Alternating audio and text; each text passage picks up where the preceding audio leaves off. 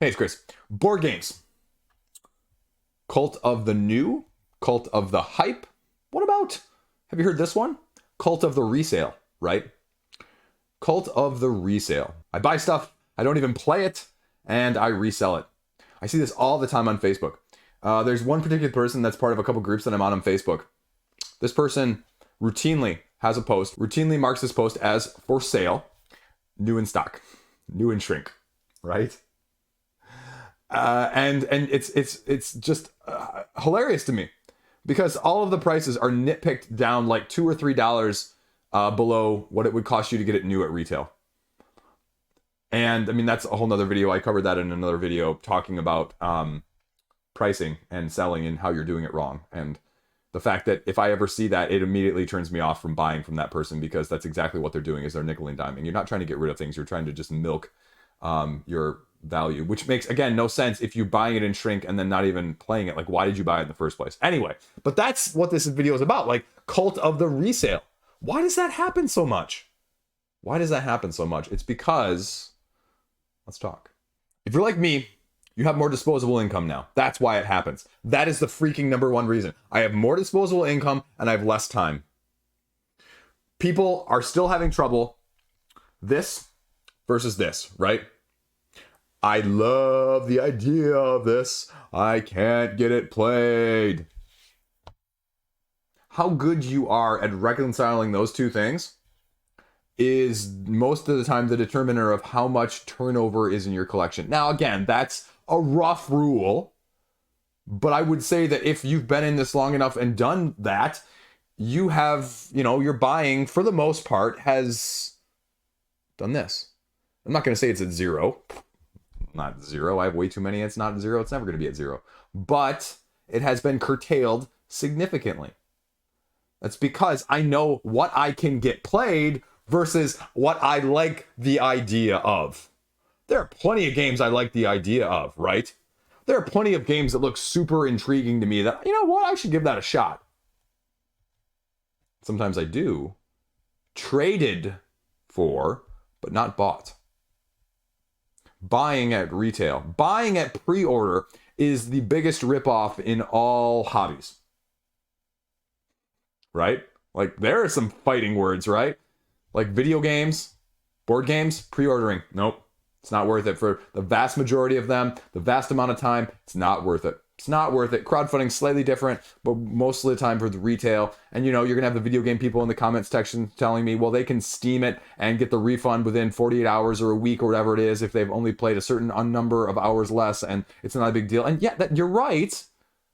But I don't like that policy just as much as I don't like trying to resell it or trade it if I don't like it in the first place. It's the same thing. Slightly easier on the video game side of things, but the premise, the idea of that is abhorrent to me. Oop, Chris must be getting riled up. He's using all the big fancy words. Yeah, I mean, this is a serious point, right? This is a serious problem. How many games around you do you have in shrink? How many games do you have that are unpunched? How many games do you have are unplayed? How many of those games leave your collection just the same, right? Not so much the first three, but that last one really strikes home. And it shouldn't, but it does. I'm guilty of it just as much as anyone else, right? Like, I haven't played stuff. I'm not going to get it played. But the majority of my stuff nowadays, if it falls under that category, it's because it was not bought within the last 2 to 3 years, right? That's the stuff that I tend to be getting rid of. Otherwise, that's the thing I'm most proud of in this hobby is I'm no longer buying stuff that I just think I'm going to like. I feel good about that. That took a lot of effort because, as an adult now, like I said at the beginning, more disposable income. Right? Way more than, now that I have a job. Even with a family. More than when you're a kid, more than when you're in school.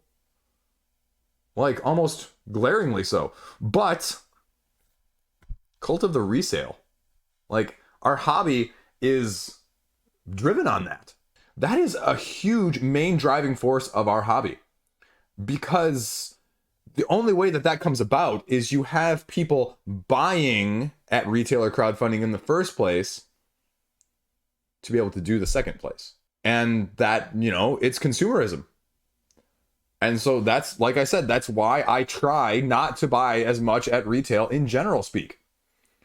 Because of that. And if I do, I'm not pre-ordering for the most part, vast majority.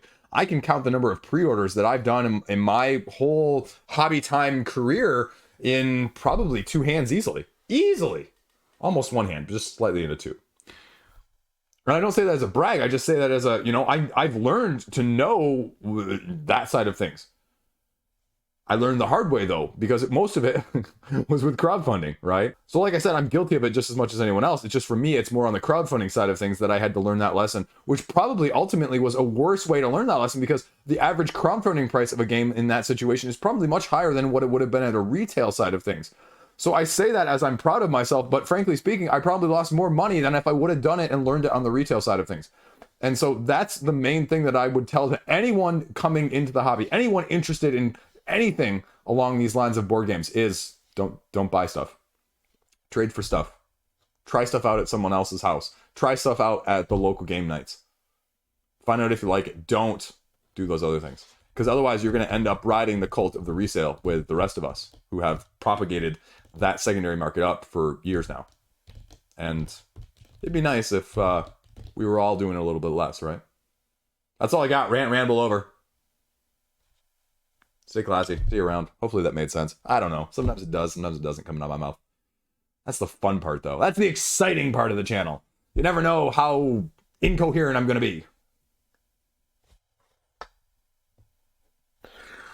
I'm done. Stay classy.